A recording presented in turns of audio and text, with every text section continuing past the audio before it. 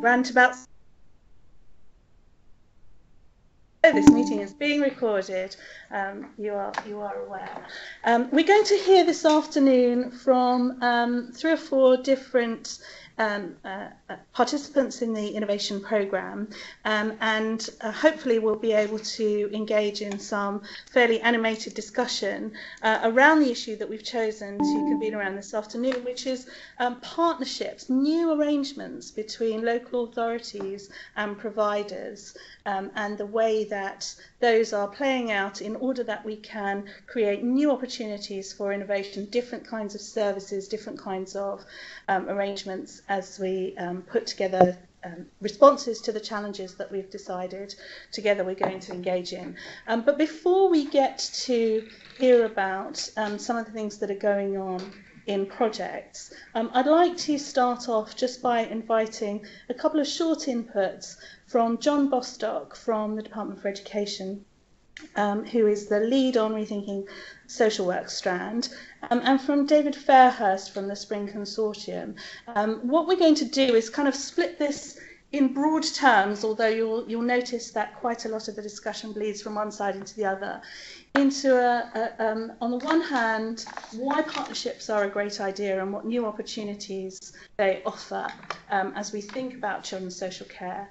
And then on the other, the sort of the practicalities, the how it's playing out and the various challenges and how those are being tackled and overcome. So those are our kind of 2 themes that we're using to hold the conversation, but as always, in the complexity of real life, those things will blur pretty actively into one another. So I'm going to stop talking for now, and I'm just going to invite John to take 5 minutes or so just to introduce us to some of the ideas about why the Department for Education is interested in these new partnerships and what opportunities you see, John, in those for us. Okay, thank you, Julie. Predictably, I'm going to sort of group my thinking into 3 main points. First of all, I thought I'd say what it is that I'm hoping we're going to end up discussing today, and what I have in mind when we're talking about new partnerships, because it's true, of course, that across children's social care, there's a whole range, any number of sort of complex relationships with partners and providers, and making those work effectively is right at the heart of good children's social work and children's social care. That's important. It's something a number of our innovation programme projects are wrestling with, but it's not quite what I hope we're going to explore today. I hope we're going to hear about thinking that looks more at questions of who the best people are to deliver children's social care, what the most appropriate organisations and structures are for delivering children's social care, whether we might think about new organisations and structures within that. And I suppose to hear about the benefits that some of our projects are hoping to realise by looking outside of the local authority for new structures and new organisations to deliver things which were previously done in-house. Secondly, when government says things like that statement that I just made, we're sometimes accused of pushing an agenda of privatisation, of outsourcing social work and that sort of thing. I think in this instance that's probably unfair. I think what we're doing through the innovation programme is testing a number of approaches, different legal structures with no particular preference, in the hope that in the future, when local authorities think about improvement, they'll have a wider choice of options available to them. And so we're asking ourselves, I think, here a set of questions and seeing if we can find some positive and or negative answers, I guess. Might existing independent and third sector organisations help fill skills gaps or help address reputational challenges? Might some sort of jointly owned organisation allow for greater integration across different services, across health and social care is the obvious example, but I'm sure there are others. Can small organisations with a remit limited to children's social care, or indeed aspects within social care, give more focused management and governance arrangements? Could some of the staff engagement and productivity benefits that are reported for some of the staff-owned mutuals be replicated in children's social care? And it seems to me quite exciting that the innovation programme is testing out all of those questions, and that the answers will be important, not to generate a preferred model, but as I said, to kind of increase the range of tools that are available to these in children's social care when they start thinking about service improvement. The last thing I wanted to say, and I'm straying into slightly technical territory here, but I've been asked to say a little bit about what are still relatively new legal powers for local authorities to delegate children's social care functions.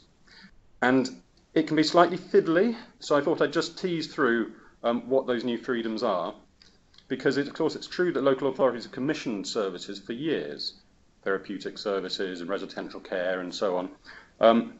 But since autumn of last year, they've also been able to contract a third party to do the decision-making across all aspects of children's social care on behalf of local authorities, but those decisions are made by a third-party provider. And so rather than things like assessment and review and planning sitting within the local authority, and then the plan is contracted out in some way, or delivery of aspects of the plan is contracted out.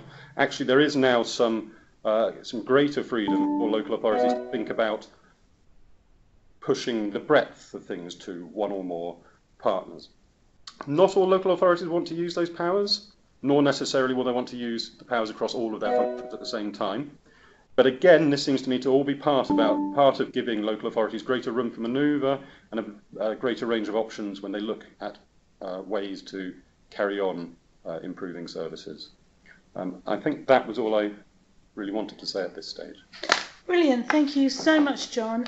Really helpful for setting out a broad agenda for us. I'm going to move in a second to David Fairhurst and ask David to talk a little bit more about, in some detail, about the different kinds of models. But just to let you know, John, that at the end we'll come back, and so if you want to attend to the conversation, then there'll be an opportunity to come back to some of those points and see what you've managed to pick up from the discussion. Thanks very much indeed. Thank you. David, do you want to take us into the next set of ideas on this, please? Happy to. I thought it might be helpful for our listeners to see in a summarised way are the type of partnerships that we're seeing evident in the programme. I've made this rather simplified for the purposes of this webinar, but I've categorised it into 4 types of partnership, some of which are very familiar and some of which are newer, a little bit more cutting edge maybe. So we can see here we have, as you would expect, collaborations among local authorities that might involve external partners and cut across local authority boundaries, and we have commissions, so local authorities commissioning external providers or working with other local authorities in some cases to deliver their solutions. And then we also have slightly more unfamiliar partnerships existing in the programme, which are testing some of the things that John's been introducing, so some of the delegated functions that are now possible under the revised legislation. So they involve local authorities partnering with external partners to test some of these new powers to delegate the statutory functions. And we have some participants on the phone, I hope, today that can talk a little bit more about the detail of that. And then we have a small cadre of projects that are looking to examine the opportunities to transition their services from local authorities to alternative delivery vehicles. And sometimes that involves a new partner in a joint venture type arrangement. In some cases, it means transitioning teams from within a local authority to a new legal entity that redefines really the relationship between the local authority and this new provider organisation into more of a commissioning provider relationship. So broad range and not mutually exclusive. You know, sometimes that transition involves obviously a commissioning relationship or delegation of statutory functions to the new provider organisation. So I'm quite interested to hear views and experiences today from some of the participating organisations. What I thought I'd just do is outline some of the challenges that we're seeing emerge across those 4 categories. So starting with the collaborations, some of the projects are developing solutions that need to recognise local nuances, particularly where they're involving collaborations potentially across a region, for example, where some of the local authority partners are at different stages and want to move at different paces. So it's quite important that those collaborations have the flexibility to move to suit those local needs. And also, one of the key challenges, is, particularly where resources are being pooled or where budgets are being pooled, is dealing with the fact that where you're working across a region and you're having to deal with the needs of different local populations, different stakeholders within different local authority areas, dealing with that potential, I suppose, perceived inequality, where local authority A may be providing some of its budgets to support the needs of local authority B. How do you deal with that particular challenge? That's at the heart of some of those collaboration projects. In terms of, let's pick out the delegated function section next. So what we're seeing there, particularly the outset of those sorts of projects where maybe it's a provider organisation that is in receipt of some of the statutory functions of local authorities. Well, this is new stuff, and it's quite challenging, really, for local authorities to make that decision to delegate some of its statutory duties. And where do you start and where do you finish in terms of the duties that you do delegate? And how do you get over that? We've got risk aversion on the slide. Maybe risk awareness would be a better term, but that risk awareness that many local authorities have about their statutory services. So getting over that initial hump is quite a challenge. And then working within a changing legislative sort of landscape has provided challenges to some of our participants. The legislation that John's been talking about, I believe, was only enacted on the 26th of May. So we've sort of been in a bit of a transitionary period where Ofsted, well, John sort of might come back on that. I'm not sure if I'm 100% accurate on that, but certainly in some cases that's been the case, I understand. So, but that changing legislative landscape regulatory landscape rather, has provided some challenge to the programme as well. And then in terms of the transitions, well, I've labelled transitions there, so these are services moving to an alternative model. Some of the challenges are really cultural. So you're redefining the nature of the relationships, the way that people who've worked together for years might now need to interact, becoming, working together across the table, as it were. And it's really important to realise that you are leaving colleagues behind in organisations, and you've got to manage that culture change to ensure that you're left with a strong relationship, and some of those key partnerships aren't damaged. So I'll leave it there. Probably some more than enough just to get the ball rolling. I'm really interested to hear from some of the other participants about the challenges they've faced and some of the solutions that they've adopted to get over those challenges. That's great, David. Thank you very much. You've set out a landscape as a kind of heady mix of cultural and technical challenges, which I'm sure everyone on the call is well familiar with and is right in the middle of grappling with right now. I'd like to turn first of all to one of our local authority speakers, if I may. I'm going to go to Doncaster first and invite you to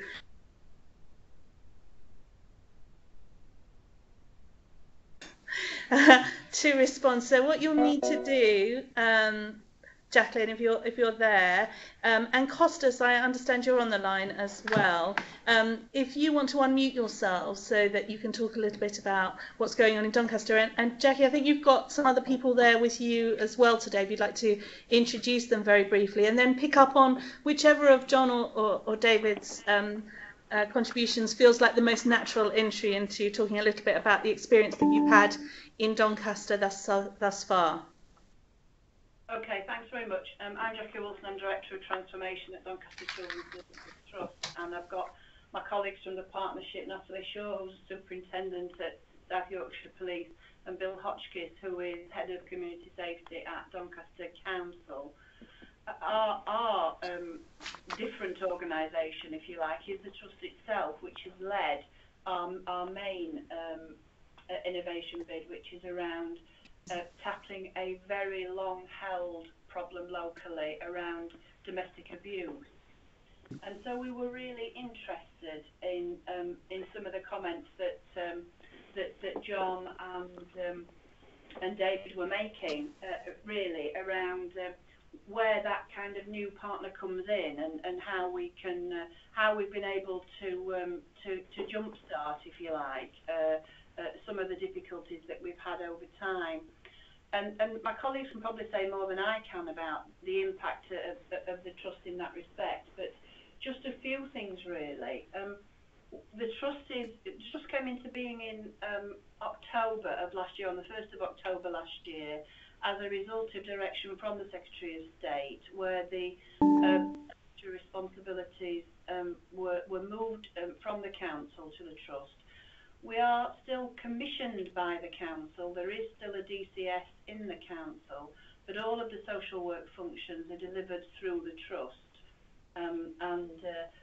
At the moment, we are unique in terms of how our organisation is set up. What we've been able to do in that time is really to develop a new, more focused identity, really, around this is solely a social care organisation. And what we feel that's brought us is a real concentration of effort and a different sort of agility in being a better partner to our colleagues locally, because we are unfettered by those wider responsibilities that come with working in a much larger bureaucracy. And so, for example, from my own point of view, my working day now is about social care. It's not about emergency planning. It's not about being part of the wider bureaucracy of a large organisation. So we found some financial flexibilities. We are much less bureaucratic. We are faster. An example would be around procurement. That we have much more flexibility around procurement. We are able to be less risk averse, and that's really helped us with moving things forward. And certainly in the sense of the way we were able to put this bid and the programme together, that's been a really big help to us. Just before I finish, one example I would give to you, and this is a wider example outside of the innovation work that we've done, but it very much supports some of the wider innovation programmes that we have. We're involved in 4 innovation programmes at the moment.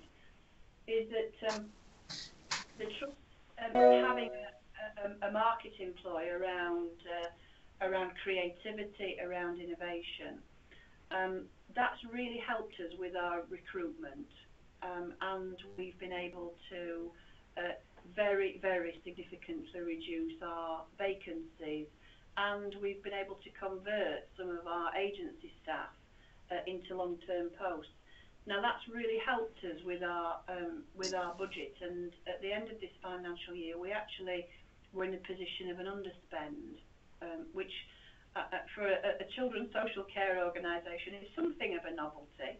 And what we've been able to do with that is to further invest that into our provision. And actually our council colleagues have worked with us on that, in terms of we have a risk share arrangement around further investing. So one of the things that we've done is develop new arrangements for our edge of care services, moving from a very traditional residential care model in one of our homes to something which is much more around wraparound preventative work with families with teenagers. And in the first 10 weeks of its operation, we were able to divert 10 teenagers from entry into care. Now again, the financial benefits of that are incredibly significant for us, because people will all know what the research tells us about if children stay in care for a month, 2 months, they are likely to be in care for a year, and then the costs associated with that. So you can start to see that virtuous circle that starts to appear then. So that's a scenario that's outside of our innovation work. I don't know if Nat or Bill, you want to pick any issues up from within the innovation programme itself. I think from a policing point of view, we noticed with the Children's Trust this new energy and focus to the delivery of children's services, and the looking at the ways we can tackle problems. For example, we now have a police officer working with youth services, but also working with children in looked after care, who regularly go missing from home. As you'll be aware, that is a big risk to the child, but also there's repeat demand in locating those children, bringing them back, and then all the social care function around that child. We've put one police officer in to work with the children in Doncaster from a looked after background, and we've seen already a 3/4 reduction in the children going missing, which is obviously massive benefits to the child, but also all the associated organisations. That's with the local authority, the focus has been very much on the victim of domestic abuse, which obviously is a real concern to us. Doncaster has been very much an outlier in terms of reported cases of abuse. We recognised that more than 3 years ago and brought the NSPCC in to carry out a review. As a result of that, a lot of our services were changed, were reinvested, recommissioned services for the victim, and that relates to the refuge and housing support, the quality of the independent domestic violence advocates, which have now been supplemented with caseworkers, and also developing a voluntary perpetrator programme as well. Now, when we undertook all that work, we also recognised that actually, whilst focusing on victims and perpetrators, there is actually a hidden group which don't receive the focus that they actually deserve, and that's very much about the children within families that are affected by domestic abuse. And one exciting thing for me about the bid that's been pulled together by Jackie and team in the Trust is very much about filling that gap that did exist in Doncaster. And we're now able, through the navigator roles and through a lot of new programmes, new innovative and exciting programmes that are being pulled together, will very much fill that gap that exists. And hopefully we can create that good, effective practice which can be spread throughout the rest of the UK as an example of how we've changed things within Doncaster. That's fantastic. Thanks so much for that contribution. You really started to paint a picture of options and choices and new flexibilities that John in particular was talking about. John, I wonder if you wanted to just pick up on one or two of those points. Well, so actually I wanted to ask again, or ask for a further sort of contribution from the local authority perspective about how it feels when you're putting an organisation like the Trust in the driving seat for some of these, for some of this work and some of these projects, and how it is you have to work differently with them than previously when you were talking about a set of colleagues who perhaps sat at desks nearby and you would often see sort of around and about the place. From my perspective, looking for the local authority, I think with any kind of partnership, one of the most important things that supports it and pulls it all together is the relationships that do exist. And we've got a very strong relationship in Doncaster, and as the Trust has developed, that relationship has been maintained. And whilst elements of the Trust work from different buildings, we are still in very close proximity with each other. We have regular meetings. We meet each other at various key meetings throughout the authority, and it's really, really important to keep working on that relationship and make sure that it's maintained.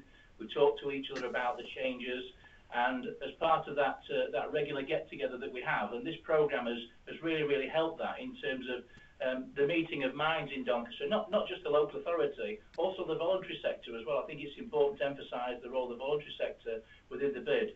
And actually being able to sit down in one room and talk about a subject with a common agenda is so important, and that's something that I feel we've really achieved with this project.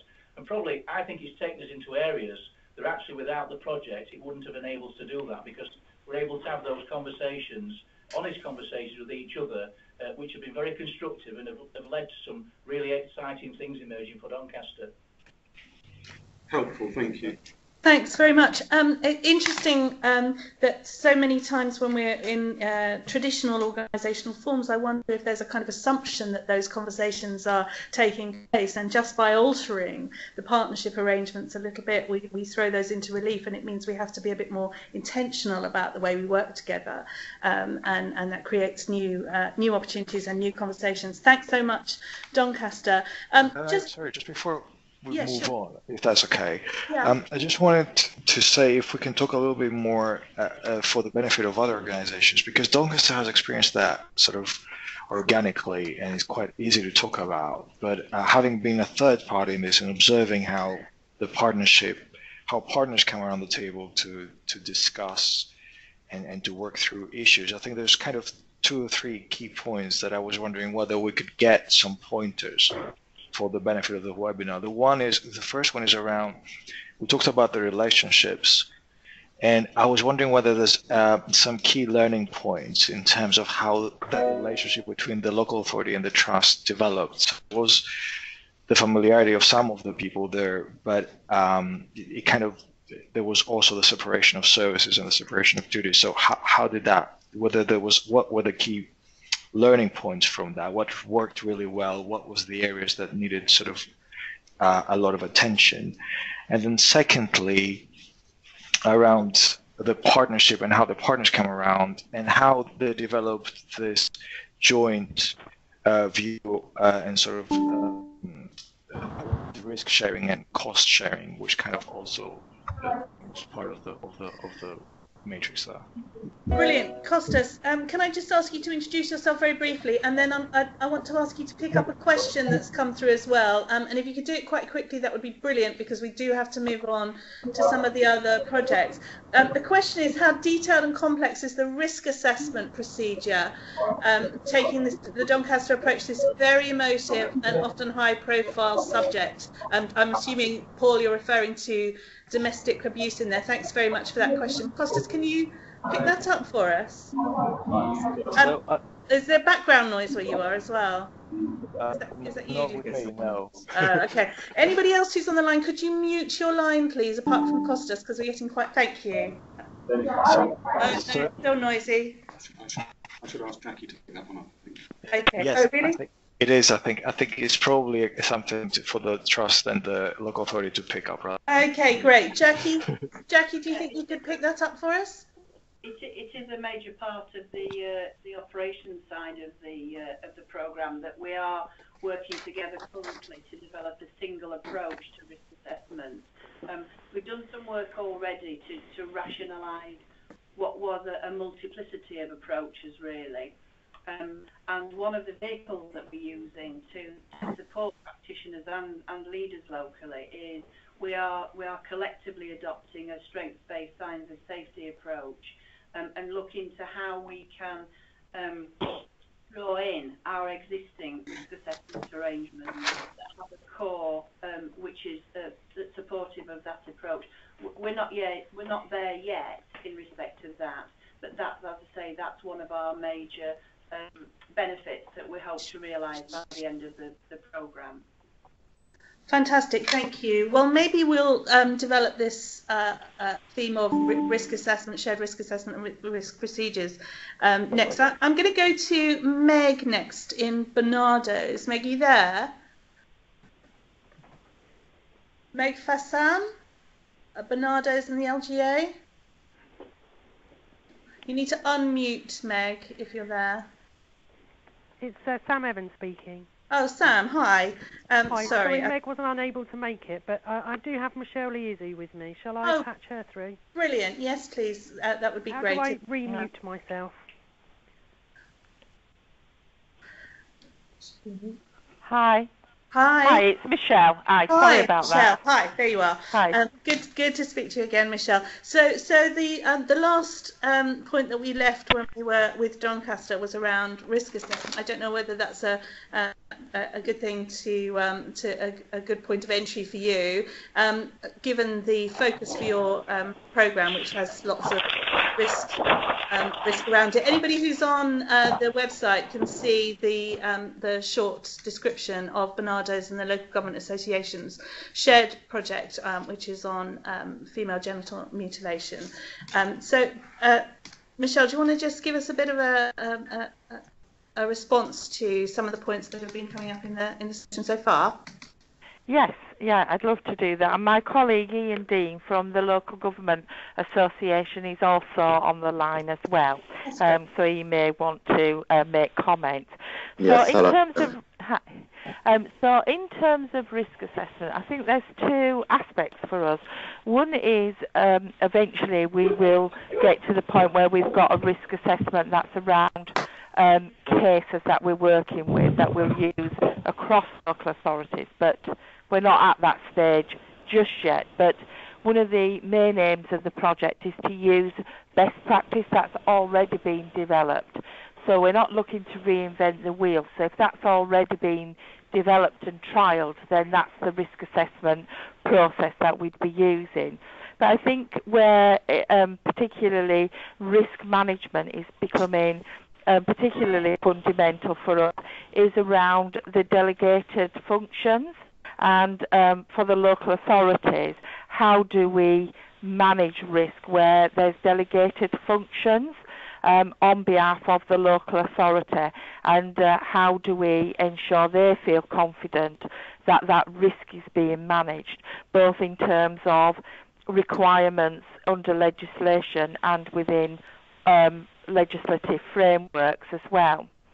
And so that's been something we've been working on, and I think what's been really interesting is the discussions around building relationships, because that feels absolutely key to developing that trust and understanding how we best manage risk with and for the local authority. Brilliant, thanks very much. I'm going to try and open up the conversation a little bit, and I wonder if I can invite Carrie from Match to just respond to that briefly. Carrie, you there?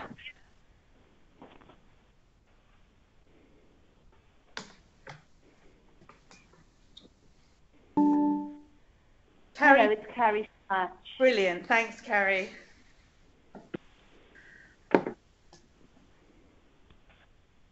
Carrie, so we were wondering if did you hear the last contribution from Bernardo's and the LGA about delegated powers and working with local authorities to try and manage the risks swirling around all of that?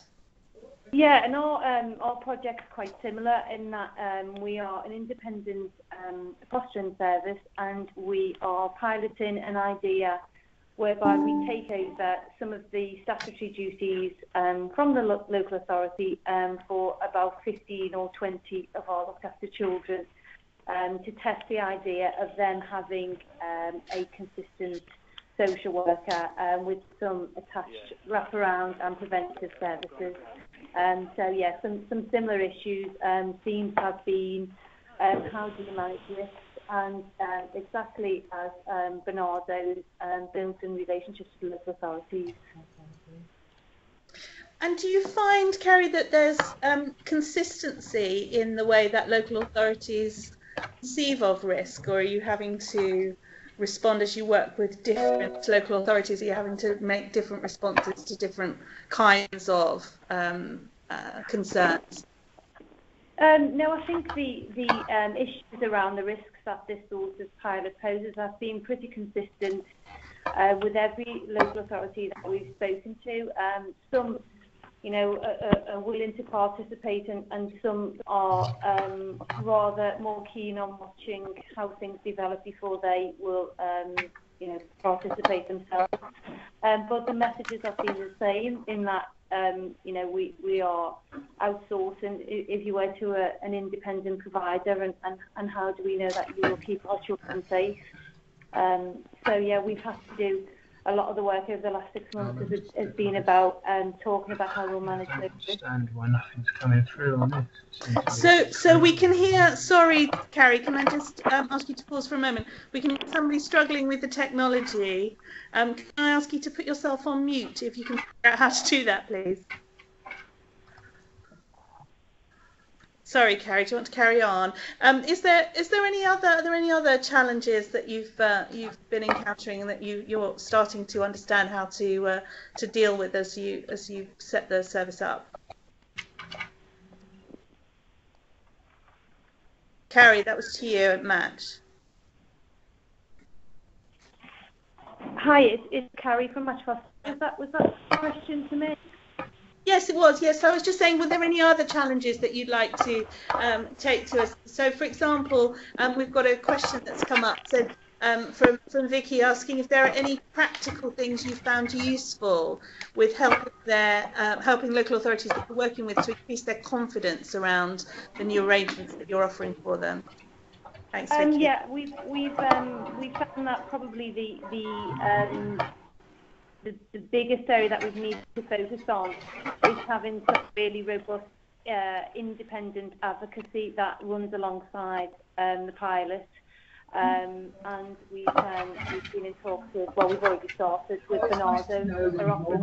Very positive day with your mighty mentor. I'm sorry, there's somebody on the line who seems to be having a conversation which isn't necessarily related to this one. Can I ask you to mute so that you can carry on with that, please? There's a red symbol on your phone. Next time. Hello? I'm not sure how we're going to recover from this. Right. Can we mute everyone for a moment, Sam, and then we can try and unmute Carrie? Is that going to be possible?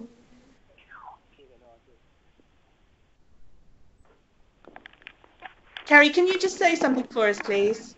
Hello, yes. Hello, yeah. yes, that's good. That's working. Okay, let's try again. So the question was, are there practical things that you found useful? You were talking about your advocacy program and people feeling confident about that. Yeah, having really good advocacy and not just issues-based advocacy. So all of the children that are participating in the pilot has met with an independent advocate who will feed issues and reports directly back to the local authority. But that won't be just when there's an issue that needs to be resolved. So they will build a relationship up with that advocate, and that's been really helpful in helping the local authorities be assured that there is an independent eye on what we're doing. I think as well, for a fairly new organisation, we've only been in existence for about 3.5 years. Having the support of our coaches, Spring and the DFE in reassuring the local authorities that they are closely scrutinising this project has been really helpful too. Brilliant. But generally, sorry, go on. Sorry.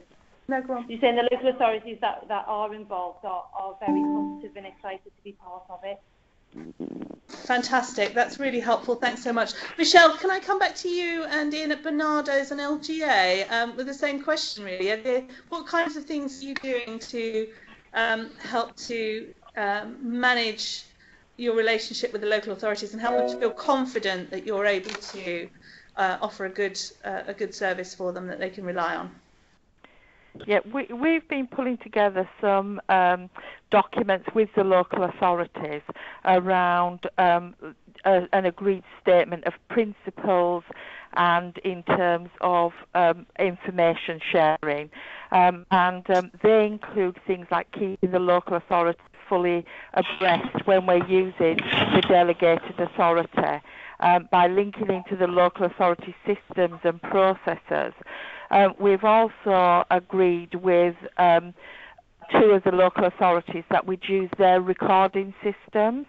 And if we got to the point where we were needing to take legal advice on any orders or statutory duties, then we'd be using the local authority's own legal services.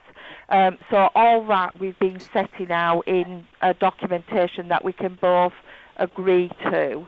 As well as there were some concerns. It comes back to your earlier question, Julie, really around some local authorities are very happy to, delegate all duties and functions within the, remit of them retaining their statutory powers, obviously, and being able to pull those back at any point they like. But some local authorities really didn't want to go as far as that, so we've come up with a continuum of social work intervention that local authorities can choose where on that continuum they engage with the service.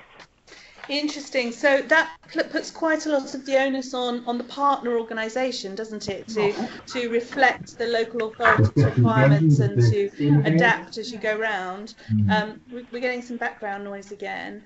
I don't know if I suspect that the person is unaware, so I'm not going to keep coming back to that. But if, as a general rule, if you could have yourself on mute, unless you want to contribute, that would be great. We've got a question about whether people have taken a service wholesale out of the local authority, and I think Doncaster is the model that's got the most, the closest to that, and also Achieving for Children is another project that's doing this. I think what we'll do, if it's okay, is take that question offline and maybe try and find pick up some of the, because that feels very big and in a sort of slightly separate category from the partnership arrangements, and we'll put some information about those projects on the website, if that's okay. I'd like to go now, if I could please, to Tom Jefford in Cambridgeshire. Tom, can you unmute yourself? I just wonder where you want to join in. I think there's so much that's live in this conversation now. I'll just leave this open to you. Thanks so much for joining us this afternoon. Where would you like to pick up, and what does this all look like from your point of view in the local authority?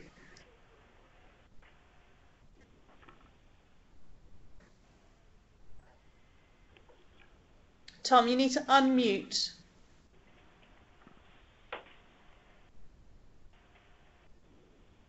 Hello, Tom, is that you?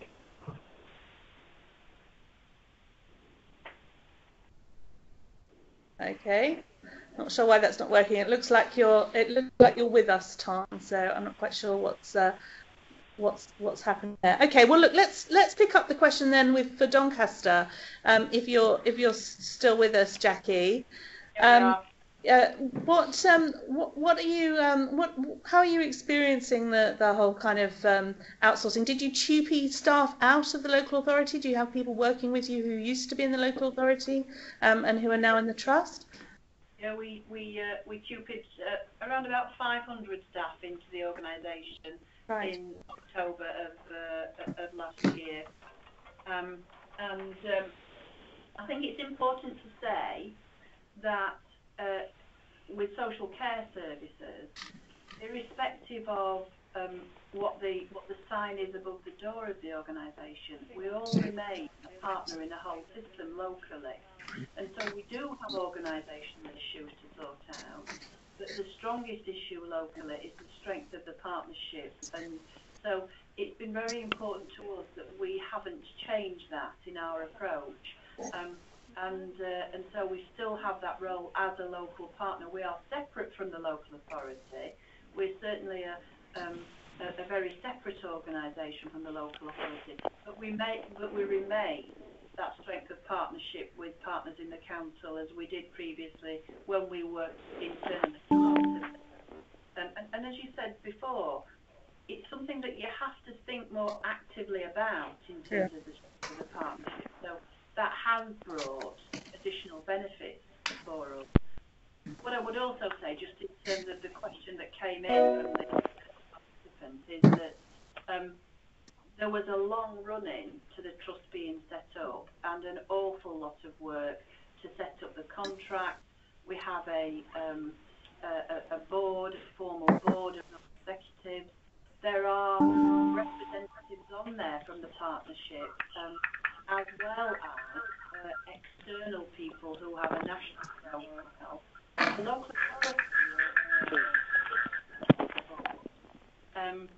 but those non-executives have a particular function and a role description as a non-exec, as opposed to that they're there because of their expertise in the local authority, as opposed to being there with a leadership and management role, if that makes sense. Does that make sense to people? Really helpful. Thanks so much, Jackie. I think we do need to come back to this issue of the specific arrangements around tutoring. In the meantime, we've got a couple of additional questions, which I'm going to put to John. But can I just check? Do we have Richard Williams from Torbay on the line? I think John would quite like to call you in, Richard, if you're there. Can you unmute yourself, and we'll see if you turn up on our list. John, do you just want to pick up these two questions about delegated functions and about contracting out services that have come in for us? Thanks. So I'll pick up the second one first, which is a sort of slightly technical question about whether or not local authorities can contract out IRO services and delegate those functions. Bizarrely, the answer is both yes and no. I think I'm not a lawyer, but my understanding of the position is the legislation says that the local authority cannot delegate its IRO functions, but the local authority's IRO functions are those of nominating the independent reviewing officer, and so the person doing the job, if my understanding is right, needn't necessarily be a local authority employee, but the nomination needs to be done within the local authority. The first question is about motivations for delegating functions, and this is where I was hoping that Richard would be able to join us. Richard leads a project in Torbay, and I was hoping he might tell us about what it is that's been motivating him. Richard, are you there? Doesn't sound like it. So the question is phrased, what is usually the primary intention of delegating functions?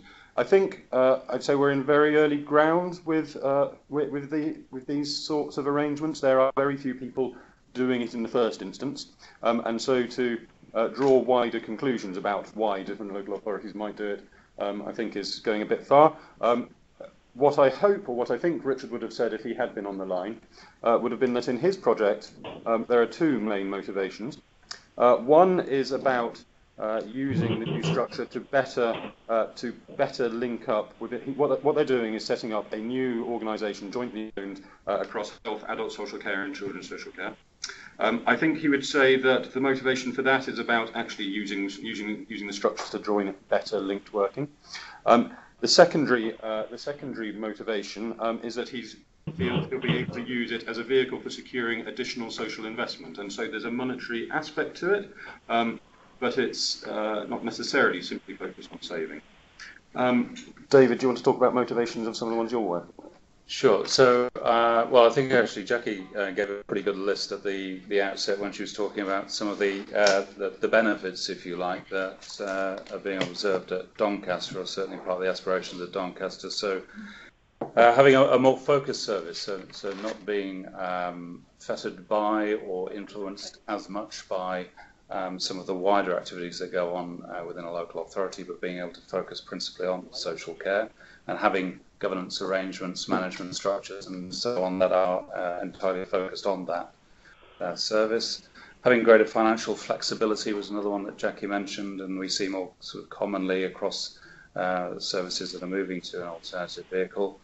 Ability to be more nimble, more flexible, have support services that are aligned to delivery of your main function, and also being able to reinvest in the service, so carry on any underspend that you might have achieved, and delighted to hear that Jackie's achieving that at Doncaster, but being able to carry that on and reinvest any underspend back into your service.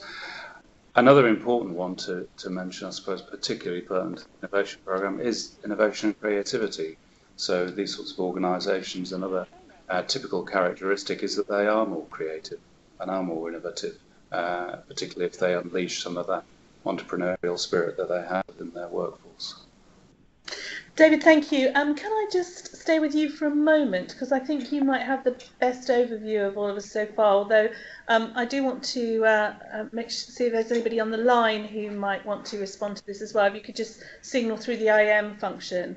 How are the new structures allowing for greater social investment, and do we have any examples of where social investment is attracted to these new working arrangements in the IOP, or even beyond. And if anybody on the line knows one, perhaps you could signal to us and then we can come to you for. I'm not sure if Cambridgeshire are here, but that's certainly an aspect that they are looking to exploit, working with social finance to look at the opportunities for development of a social impact bond. Yeah. So there are, more broadly and outside of the innovation programme, there are a number of services that are looking at whether or not, looking across the public services, the application of social impact bonds are relevant and useful in this sector. In terms of social investment, there's certainly the opportunity with independent organisations, again, to attract investment from social investment organisations such as Big Society Capital, Big Issue Invest, and those sorts of organisations. But there isn't a tremendous track record at the moment that we can draw from. Right, and in the portfolio in this particular programme, we're not sure. Okay, so I've got Andy Elvin. Social investment bonds are paying for a few residential sensitive foster schemes in Manchester and Birmingham. Andy, do you want to unmute yourself and say a little bit more about that? Andy Elvin, are you on the line? Hello, can you hear me? Hello, we can. Thanks, Andy. So you were talking about social investment board. Isn't there? Just a little. So you had something to contribute to Yvonne, who was asking about social investment, and you were talking about social investment bonds in Manchester and Birmingham. Do you want to say a little bit more about that? Money that originates from Big Society Capital but comes out further through the second tier organisations who are actually like the banks in this respect, and essentially it's a payment by results scheme. And it is difficult in children's social care sometimes to have an A plus B equals C equation to get the money back. But in schemes like taking groups of children who are in residential care and working with them and finding foster placements for them, it's quite easy to get social impact investment, and they're keen to invest because the differential in the per weekly payment for a residential scheme and a foster placement is so pronounced that the money to then pay back the social investor is fairly easily got in such situations. When you can't very clearly demonstrate where you've saved money to the public authority and make the money back to pay the social investor, it's difficult to get this investment. Properly connect up with it, so I'm just on the phone one. Yeah, you are on the phone, but we can hear you. Can you go to mute, please, so that we can listen to the rest of Andy's response? I'm so sorry. I know it's difficult. Andy, can you just give us a second? Okay, I think we're good. Do you want to try again, Andy? I was just saying that for social investment bonds for residential to foster, it's fairly easy to do because you're saving so much money for the local authority. If you're paying £2,500 for a residential placement but only £1,000 for a foster placement, then you've just saved £1,500 a week. So the money to repay the social investor is quite easily gained. For some other issues where it's less clear where the money is saved, or the fact that you've saved the money by doing it, it's tough. Yeah. So that kind of straight line cause and effect, and the demonstrable savings makes the difference in being absolutely. So if you can find something that does that, then you can do it. Right. Interesting. That's really helpful. Thanks very much. I'm just keeping an eye on the time because that's my job, and we've got 5 minutes left. I'm going to go back to in a moment. I'm going to go back to John and David and invite them just to have some closing comments. I'm just noticing that there's just a question here about just following up with you, I think, Andy. Who's just left apparently. The question is, do we have any programmes looking at social investment for excellent residential care rather than just using it as a savings comparator? I'm not sure that's what David was, Andy was saying. I think he was saying that it's easy to demonstrate the savings, and but I don't think we can make any assumptions about the motivations of the investment on that one. But let's, Andy, are you still with us? I think we may have lost him, so he can't come back on that question. So, David, I'm going to invite you to respond to this last question as a way of moving you into your closing comments. From Yvonne, what opportunities do the new structures represent for voluntary and community organisations? What kinds of openings are you seeing from their point of view? Well, yeah, I mean, there are obviously the new powers that John's introduced at the start of this conversation do mean that voluntary community organisations can be directly involved in the delivery of statutory duties, where previously that wouldn't have been the case. What we're seeing, I suppose, across the board in the programme is the importance of relationships and partnerships with local authorities. So, you know, it could be, for example,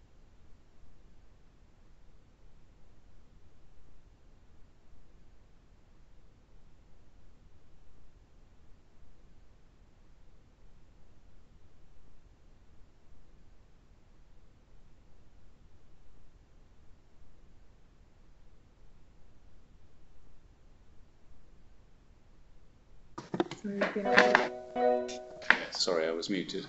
Back with you now. So before I was muted, I was just sort of explaining that in the case of Match, as an example, the importance of the partnership with local authority for them to be able to pilot and trial some of the delegated powers. But I think more broadly, there's great opportunity for the voluntary sector, the community sector, to develop the strength of their partnerships. Do you see the modelling of these new partnerships as a way to open up the market a little bit? Because I know there's some debate about whether it's possible for smaller organisations and locality-based groups to take part in that as it becomes more sort of professionalised. How do you see that playing out? Well, I think there's going to be an increased reliance on community organisations providing local authorities with the resilience and sustainable way of providing social care for children and young people. I think that's inevitable. What we're seeing is an increasing awareness that the existing model isn't financially viable. And I know from conversations I've been having with a number of local authorities around the country that they are looking at a broader role, a wider role. So I think, you know, we are at the cutting edge of this, and we're starting to see evidence of local authorities thinking outside of the box and looking for how new providers might be part of the solution. So I think, you know, chances are there. If the chances are there, if you grasp them, yeah. Fantastic, thanks, David. John, do you have anything you want to say just in closing before we let people know what will happen next? Sure. So to say thank you to everybody for contributing. I found that very interesting. I suppose there are two or three things perhaps I'm taking away with me. I was struck by Jackie's description of the impact of the trust in Doncaster as a means of jump-starting solutions to problems which have been sort of intractable for a long time in Doncaster. I thought the discussion of risk and how you work closely with local authorities to find ways to assuage risk aversion might not be the right idea, but concerns about risk where you're looking at these arrangements. I thought that was very interesting and is clearly an area where anybody looking at structures like this will have to focus hard. And then jumping back to Doncaster again, I thought what the local authority contributor was saying about keeping open and honest lines of communication between local authority and partners was perhaps obvious, but perhaps the most important piece of advice. Fantastic. Thank you, John. Thank you, David. And thanks everyone so much for taking part in what's been a really active and engaging conversation this afternoon. We're going to sign off very shortly. I just need to let you know that the recording, if you want to share with colleagues or you want to revisit the highlights, will be uploaded onto the Spring Consortium website in the next week or so. And there will be a blog post accompanying that, which you'll be able to respond to and carry on the conversation if you are so inclined. Thanks so much, everybody, and thanks for the technical team for helping us to navigate all of this. We also have thanks coming in from various of the participants for really interesting insights. Thanks a lot. See you.